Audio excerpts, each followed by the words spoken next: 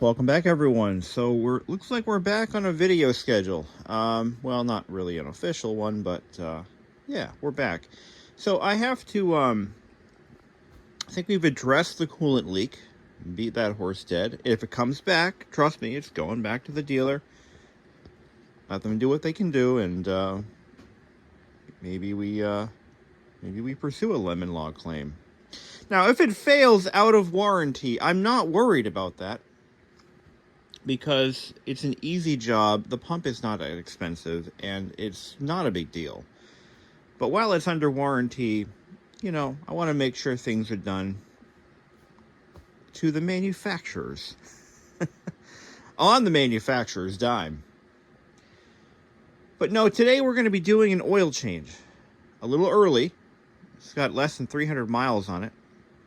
But it's time to get that first batch of oil out of there and replenish it. So we're going to be using Honda's own 10W30 GN4. You could actually, being in a scooter, you don't need motorcycle oil. You can use automotive oil. But this is what they had on the shelf. And that's why I was there to buy coolant anyway, so I just picked up one of these to save myself a trip. And this isn't expensive. It was like $6.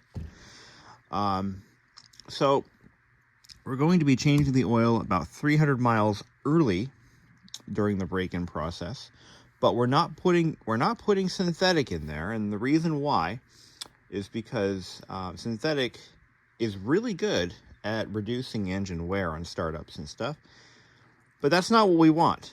We want a little bit of engine wear, but what we don't want is debris from the manufacturing and break-in process to increase that amount of wear. So we're using, again, standard oil. This is not synthetic, for the next 300 miles, and then we'll swap it out with something a little bit better quality. But because it doesn't have a motorcycle transmission sharing an engine case with the engine. It's not what they call a common lube system with a wet clutch. Scooter drivetrains are external, and it's belt driven. So there's no need for the friction modifiers in GN4. You could use, again, standard automotive oil on a motor scooter with a V-belt drive. But we're using this because it was on the shelf next to this at the dealer, and that's what I bought. So not going to harm anything. It's just not necessary. Okay, so we've warmed it up a little bit. Took it for a quick jaunt to get some lunch. And I know we have lunch at home, but this is funner. Okay, let's check the oil level before we start. Let's just see where we're at on a warm engine. And let's see what we're starting with here. So I'm going to pull the dipstick out. I don't have a tripod for my phone, so you're just going to have to do the play-by-play here.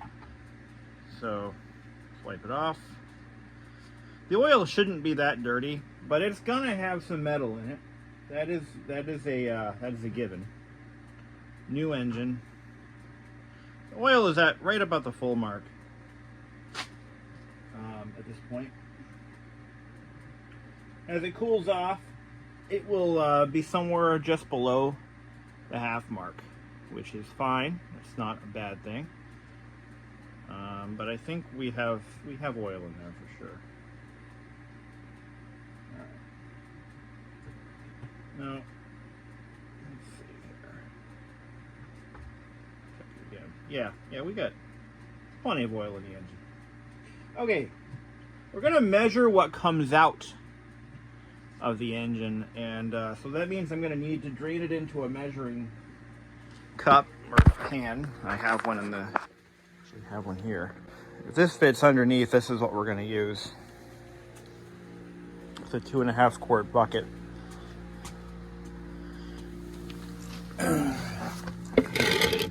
Yeah, that fits just fine. Let me grab some wrenches. All right, so we'll grab a socket. fits. Looks like it's going to be this is a 17 mil. Yeah, some things never change. That's still a 17, just like it was in my Helix, in my 86 Elite. And the oil plug is going to be a 12. Yep. Now, real important. You want to make sure, you got to be real careful when you're doing an oil change on a Honda motorbike in general, because some of their engines have a timing chain tensioner bolt right next to the oil drain. And this is not one of those engines, but if you remove that bolt accidentally, it can be quite a painful process to undo the damage. This is quite tight here. Let's see. There we go. Just give it a tap with your finger. We're just going to go ahead and there's the crush washer. I never reuse these crush washers, by the way. I always put a new one on. They're meant to be used once. All right. Oh, that oil's clean. Really clean. Well, that's okay. Always want to do that first oil change pretty early on anyway. Just, you know, especially on something like this where there is no filter, there's merely a screen, and it's right back here. We'll take a look at that too. I don't really see anything scary in there. That's actually pretty not bad. Nice and amber colored, just what you want.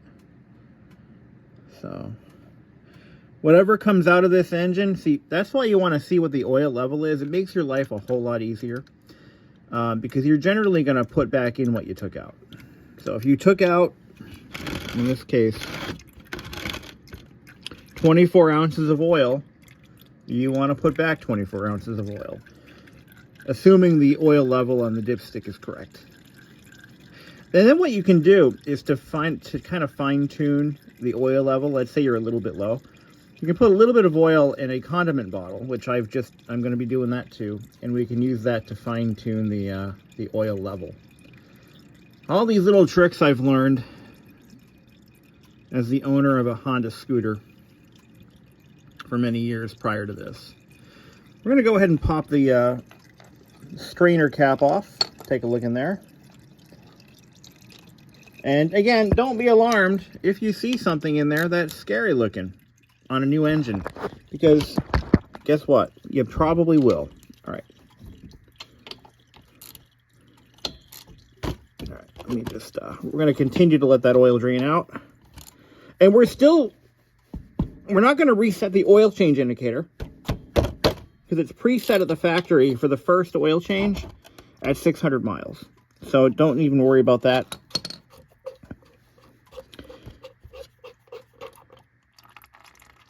Let's take a look in there. Take the screener out. There's the spring. It's a beehive spring. The big end goes in first. And oh yeah, there's some stuff in here. Yep. Not really. Not really. Let's put that aside. And just sit there and let it all drain out. And then we'll refill it. Okay, so we've drained out all we're going to drain out. This rubber seal should be reusable. Several times, actually. I've never had to replace that on any of my other bikes. But I'm looking inside here, and I see a little shard of metal. Okay. That's why we're doing this. Little piece of metal in there. Okay, so the filter did its job. It trapped it. There's another one. I can tell by looking at this that this is from casting. It's a little bit of casting flat. Oh, wait, what's this? That's sealant. So it trapped a little bit of sealant. And there's more sealant. So a little bit of casting debris, nothing to be alarmed about. A little bit of sealant. That's why it's there. So let's just go ahead and wipe all this stuff off. Starting with the beehive spring. Yeah, there's a little chunk of something there, but we don't want it going back in. Yeah, what's that? Is that metal? Yeah, that's metal. That's like a machining burr that made it through QC. But again, believe me, if this alarmed me, I would be the first. If this was something to be too concerned about, I would be the first one to raise hell, because that's just who I am. But trust me, this is totally fine. Now, if we open this up in 300 more miles and we still see metal shards in there, or anything that isn't oil, then it's time to think about putting it on Facebook Marketplace at that point. Because I wouldn't want that. I wouldn't want that. But I think we're good. Yeah, it just looks like some initial manufacturing debris made it in there. I just checked the manual, and I don't have the proper oil for the final drive.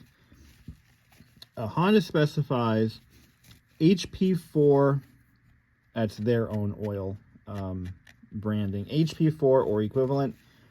They require something with a molybdenum additive. I don't have that. What I have here is just bog standard motorcycle engine oil.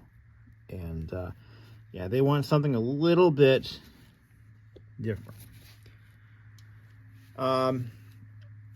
It was common to mistakenly fill them with gear oil, and that's not the correct stuff to use either. Gear oil is too heavy, but I ran it in my Helix for years without an issue. But we're gonna start off fresh with this one. So we're gonna put a new crush washer on our fill cap, or excuse me, our drain plug. These are really meant to be used once, truly. They crush down to conform to any irregularities on the surface, and they can only do that really one time properly.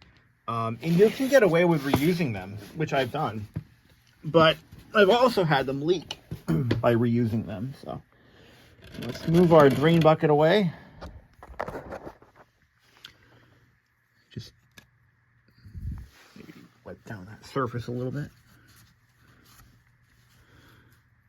Okay, put this back.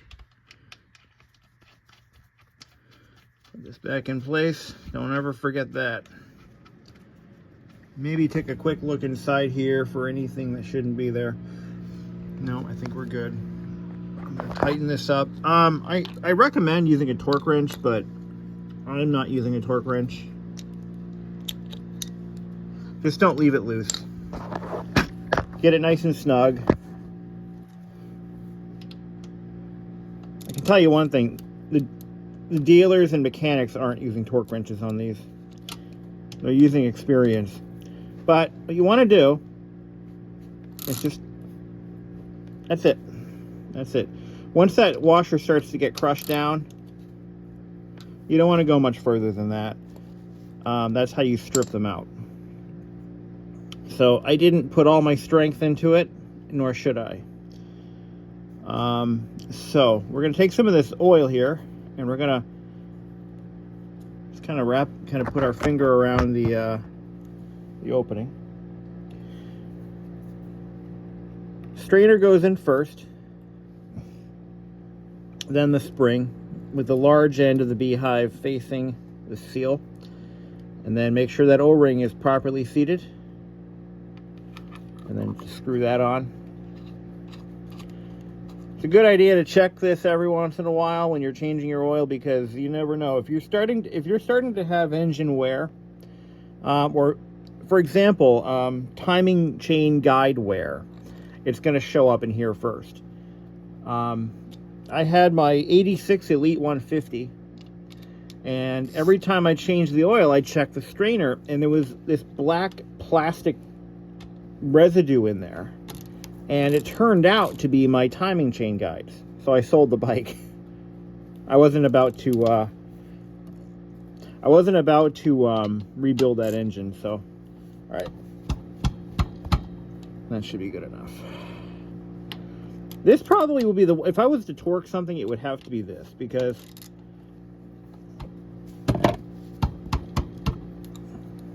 that does actually have a torque value. I have a torque wrench. I think what I'll do is I'm going to double check the torque on that. I'm going to grab my torque wrench in a little bit, and I'm going to go ahead and just make sure that that's correct. All right. So right now we're back together. We have no oil in the motor, and we're going to go fill it up with fresh oil. Here's another little tip. If you know how we saw that metal in there, well, let me show you something. Metal reflects light, so if there's a lot of metal wear in the engine, you're going to see it in the oil. And what you do is you take a flashlight. Let's take a look, see how this goes. Take a flashlight, and what we're looking for is little, it's going to look like glitter. And I see, yeah, I see it. There's a little bit of metal in there. You can see it if you look carefully. You can see like the little whirl marks. A little bit of metal. But not much. It's not that bad. It's not clear. You can't see through it. Light doesn't pass through it very easily. Okay. So there's stuff in there. But it's just wear particles from a new engine with a little bit of carbon, probably from, you know, being driven. But overall, I'd say that looks pretty damn good. If the oil comes out gray, then you know you've got a lot of metal in there, a lot of aluminum. We could send this off for an analysis, but it wouldn't be conclusive because, again, brand new engine. All right. So we need to measure out exactly 24 ounces of oil, which is from here to here. Is that ounces? Yeah, that's 24 ounces. So I'm going to grab another measuring container, and we're going to pour out 24 ounces of oil, and that's what we're going to put in.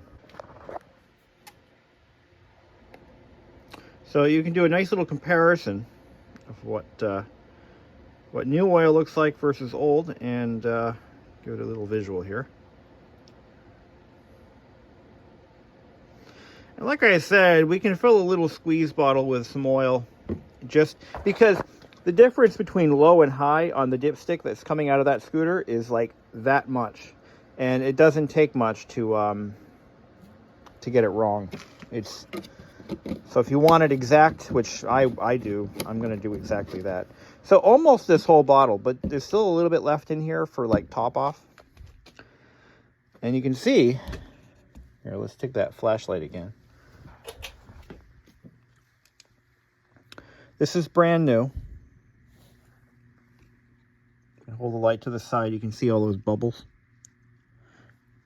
This is used.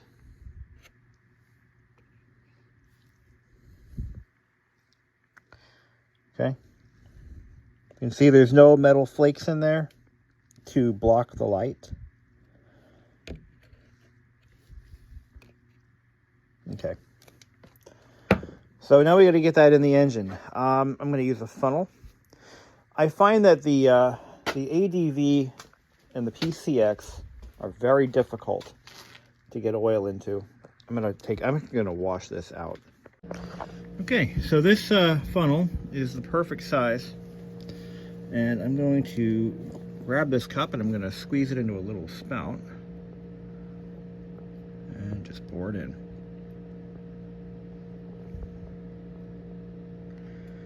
So we know that we're going to be a bit on the low side, and that's where the squeeze bottle comes into play. Actually, I don't think it's going to work because I just realized there's not really enough room there to get a squeeze bottle. I'm going to leave that sit like that for a little bit.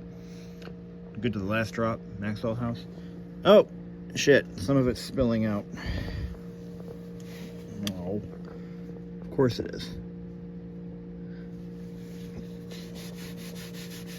But if you measure what you take out and measure what you put in, you will never overfill the crankcase.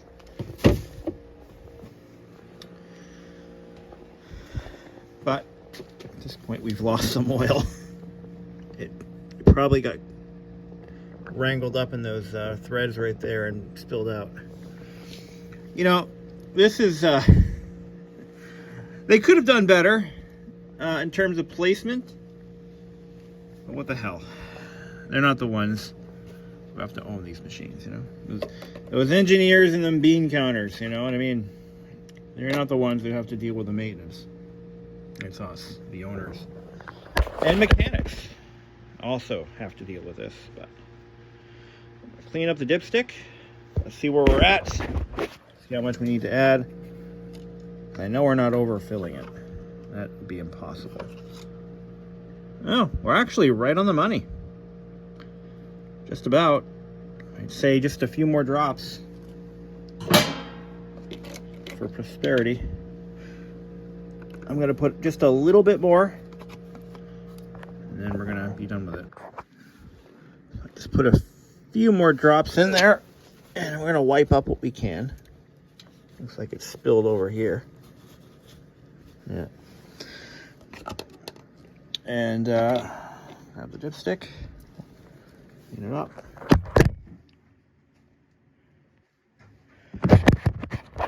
But this dipstick design, I mean, come on. Really. You know, hindsight being what it is, this could have been a screwdriver. This could have been a Phillips head screwdriver. That, I mean, when it comes to packaging a machine together, that's all the pieces and parts, how they all fit together. That could have been part of the toolkit. But it would suck if you lost your screwdriver. Hey, buddy, can I borrow a screwdriver? Sure, here's my dipstick. Then the guy takes off with it, and now you're stuck. But that could have been a screwdriver. A really nice one, too. Anyway. Just a few more drops. I was going to put the oil in a squeeze bottle. Just because I'm going to need it anyway. When I do the final drive oil, I'm going to need that anyway. But here, let me show you what the specs are, just so anyone can, if anyone wants to argue it over the internet. So it's actually listed right here. Final reduction oil. And I actually, I asked the parts counter gentleman if he could get me one of these crush washers, and he didn't know what I was talking about. He says they don't exist. Well, I say they do. So I'm going to have to go back and order some of those. But here we go. Recommended reduction oil. Pro Honda HP4M with molybdenum additives, 4-stroke oil, or equivalent motorcycle oil. API cert, SJ, or higher. And what I have is... Actually, technically, this would work. Although it doesn't say it has molybdenum. Does it? Actually, yes, it does. Okay, yeah, this actually meets the requirements, but I'm going to go with a synthetic rather than this. So, yeah, this actually would work. In fact, I bet you there's enough oil in this bottle to take care of it all. I'll tell you what we'll do. Well, it does say HP4M or okay. I'm not going to do this. I'm going to do the gearbox at 600 miles when I do my next oil change. How's that sound? Nobody disagreed with me, so I'm going to say yes. We're going to do the gearbox at the next oil change, and then we'll talk about that too. Otherwise, I think we're done here. I'm going to grab a torque wrench and we'll kind of go over the torque values. We're going to check the torque on the strainer cover. as well as the drain bolt. So it's going to be an exciting finale to this video. All right, here we go.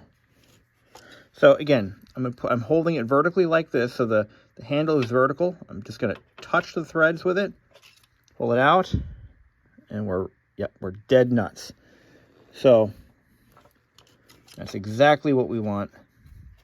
And it's probably going to continue to reduce, it's going to start burning oil, I think, or continue burning oil, as most engines do when they're new. So we're going to have to keep a good eye on that oil. Every gas fill up, check it, make sure we're good. To finish off the video, let's grab a torque wrench, and I want to do some cleaning. So real quick, let's take a look at the service manual. Oil changes. Replace crush washer with a new one. And it does tell you to replace the O-ring. So 20 Newton meters on that, and 24 Newton meters on the drain. So this measures in foot-pounds. So I have to kilograms, kilopascal. All right, I gotta figure out what 24 Newton meters means. Let's go back there again. Hold on a second. 18 and 50. So if 18 foot-pounds on the drain bolt and 15 on the strainer. Okay, so I got this already set up. We'll start with the 18 for the drain. And we'll go and do the strainer. Here we go. Oh, it's already over torqued. That's okay. But what I could do, we'll dial it back a little bit. Not by much, but it's a little over torqued. But that's okay. There we go. That's good. Okay, now we'll switch it down to 15.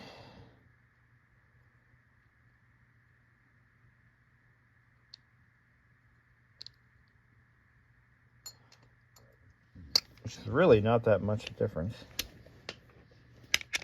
And we'll check the torque on our, I think I have that one over torqued as well. So let's see. This is what it's going to look like. Okay. So let's, again, we'll dial it back. Let's see how far off we are. Again, not much.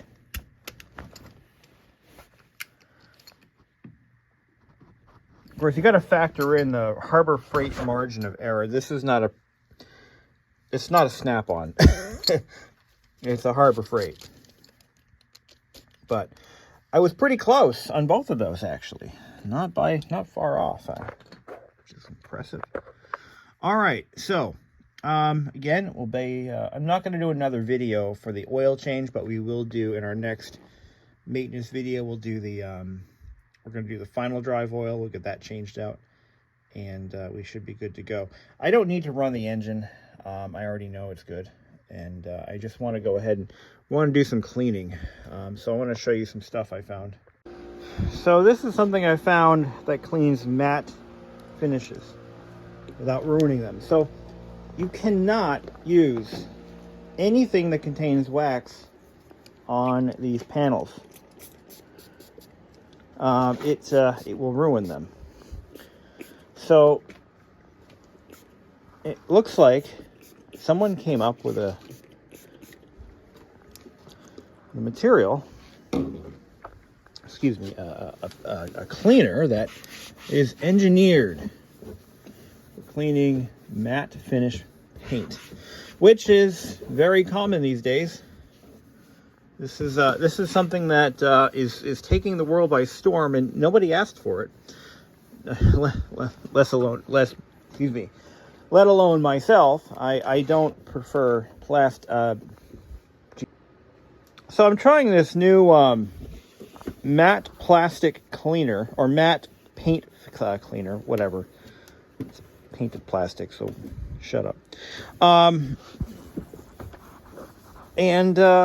Yeah.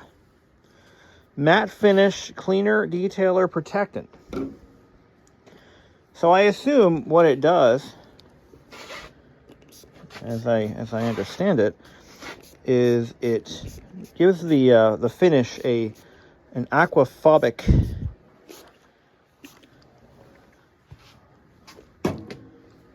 finish. Excuse me, coating. So water will bead off of it like wax. So you cannot use any cleaning products that contain wax, carnauba, any of that on this type of a finish, because what will happen is it will look like hell, and I mean it'll look bad. You know, in a cruel twist of irony, Honda has released the blue version of this scooter here in the States, the 2025 model year. And had I known this, I would have bought one. I would have waited for the blue to come in. Believe it or not, I would have waited. It would have been worth the wait. But here we are. Will not streak matte finishes. Contains, without using water, contains no harsh solvents for matte powder coat anodized surfaces. Fortified with Polyseal liquid performance matte finish. Just spray, wipe, and you're done. Cleans, shines, protects matte finishes. Painted surfaces. Chrome, aluminum, fiberglass, plastic, rubber. So I could clean the whole bike with this stuff. Let's try it. So I'm going to spray it on some of these panels. Now these are actually painted, by the way. This is all painted. Some of this is natural, but most of it's painted. So let's just see what it looks like on this.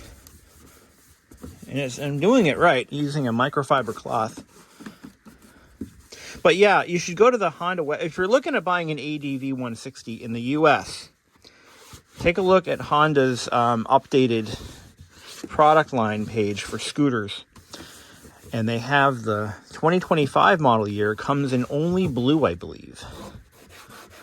And it's a nice fit. It's a nice blue. It's like almost like a turquoise, but dark. Kind of a dark turquoise finish. It's beautiful. I don't have the keys up here, do I? No. Down here. I'm in the basement. Up here, down here, doesn't matter. But honestly, they finally came out with a color that's actually very, very nice. And not that I don't like the red. I did see a charcoal gray version. They have those currently at the dealership that I bought this one from. And I would have gone with the red anyway. It looks nice, but the red stands out more. See, once you've been hit by a car on a motorbike, those things start to matter. So all these guys buying these matte black bikes, like, I'm looking at that as good luck with that. You want the bike to stand out. You want it to be visible, which means contrasting colors and you know, it should not blend in with the background. That was my mistake when I bought that Silverwing, because that bike did not stand out. It was a very light silvery purple, and it just didn't stand out. So the guy didn't see me when he rammed into me, which is why I went with red, because it will stand out a little bit better. At least that's my thinking, my hope. But that's not too bad. That was easy. Nice little, so you wash it off, like if it's covered in sand and filth and dirt, wash it all off, and then go for something like this. And hopefully it looks better for longer. I can dig it. Now let's take care of this windshield. So the windshield, we're not going to be using either of these. We have Novus, which is what I used to use on the Helix. You don't want to use Windex on polycarbonate. At least that's the general consensus. They meet once every couple of years. General consensus says that if you use Windex on your polycarbonate, it will actually turn yellow. I'm not sure I believe that, but then again, you know, we all have our own opinions on these sorts of things. But some of these little bugs there. All right, let's grab some of that Novus plastic polish. Yeah, this thing's looking good. This thing looks good. I will say, the ADV is one of the better looking scooters that Honda has ever produced. The Helix being the best built and the most versatile, but I believe the ADV series, the 150 and the 160, are one of the better looking of any scooter Honda's ever made. The Forzas, the Reflex, the Reflex and the Forza are the same, basically the same thing. In the US, Honda released the Reflex, which is the global market Forza, which they discontinued. And then they brought the 300cc Reflex back and called it the Forza. So that one was pretty good looking, but the proportions were all wrong. You know, the wheel size to the body to the proportions were just weird. This one has nice proportions, front and back. I think it's proportionally, visually balanced. That Forza, which was essentially the spiritual successor to the Helix, was just goofy looking. Not as goofy as a Helix. Oh, believe me, nobody buys a Honda Helix because it's beautiful. They buy them because they're the best damn scooter on the market. And why don't I own one? Well, that's a good question, and I'll answer that right now. Because I don't want another project. See, if I buy a Helix, it doesn't matter what year it is. They're pushing, the newest ones are now about 20 years old. 2007 was, what, 18 years ago? And even if I found one that was still in the crate, it's still going to need work. Rubber seals, carburetor parts, all of these things age out. And unfortunately, age is not kind to vehicles that don't get driven. So if I find one that is restored, let's say I find one that's in beautiful condition, and it's owned by somebody who doesn't know how to rebuild a carburetor, chances are it's got a Chinese carburetor on it now, because that's all people know how to do these days. Well, just go to eBay and I buy a carburetor. They're $30. Those carburetors are junk. You really want the reliability and longevity of a Honda Helix, which is what its selling point was. You've got to have that original Keihin carburetor from Japan. And a lot of them have lost those carburetors. So rather than deal with all that, I've chosen not to buy one. Ha!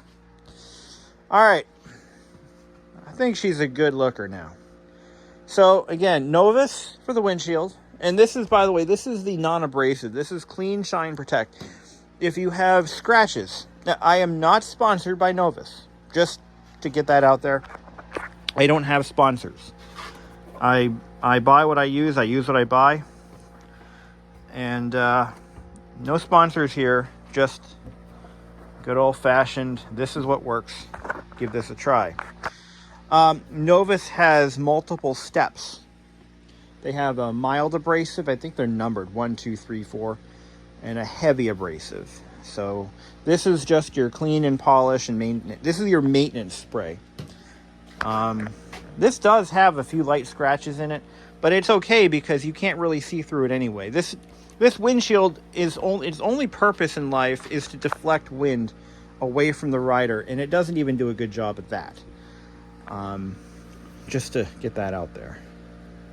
In fact, I may just ride it with the windshield in the downward position, just because it's stupid and useless. All right. Well, that's going to conclude our video.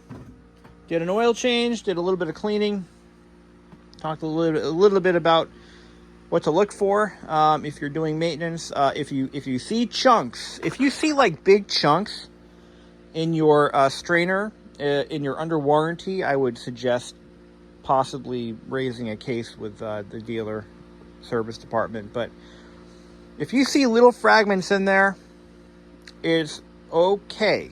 As long as it got caught by the screen, that's what the screen is for.